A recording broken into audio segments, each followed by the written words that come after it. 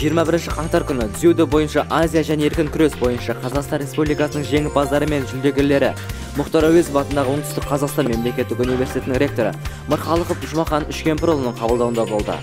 Күш атасын танымас дегендей, 13 және 17 қаңтар күндері аралығында еркін күрес түрі бойынша еліміздің барлық өңірінен Тараз қаласына жиналған 220 спортшы ел біріншілігіне талассыз сынға түсті. 97 келі салмақта Акбар Елікбайлау топ бастап, алтынды қанжығасын еншілеген болса, күміс жүлдені Гүлшақира Тұрмаханова иемденіп, қола жүлдені қос бірдей ұлдарымыз Ержан Дүйсебеков пен Әлімхан Сыздықов жеңіп алды. Бұл жарыс Олимпиада жылы, Олимпиадаға іріктеу кезеңдерінің бірі болғандықтан барлық балуандар жақсы дайындықпен келген. Құдай, Аллахтың қалауымен сол жарыста жеңімпаз атандым. Осы ендігі мақсат Таиландта Бангкок қаласында өтетін Азия чемпионатында қазір қызу дайындық үстіндеміз.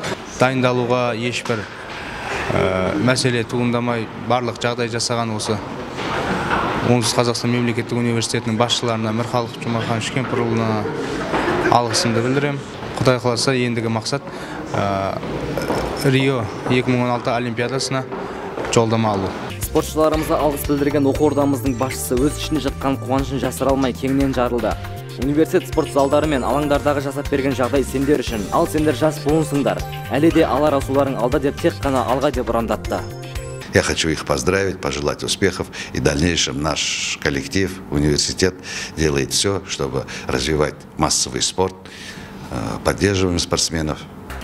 14 желтоқсан Душанбе қаласында өткен Азия чемпионатындағы самбо күресі бойынша алтын медаль иегері Есенкелді Нұрадилдің жеңісін үлгі етіп, оқу ордамызды алтынмен аптап, күміспен қаптап, қоламен жол салар өздеріңдей буын өкілдері жетіле беруін тілеймін деген Жұмахан Үшкемпірұлы жатақхана мәселесінде қолдау көрсететінін айта кетті. Алдында Кубок Қазақстанға да қатыстым, Ақтөбе қаласында ол жақта да 5 схватка бердім. 5 қызбен күресіп, 4-ін біреуден жеңіліп, 4-ін жеңдім. Бірінші нем сол болды стартым, екінші стартым осы қаңтар айында өткен Тараз қаласында чемпионат Қазақстан әйелдер арасында болды.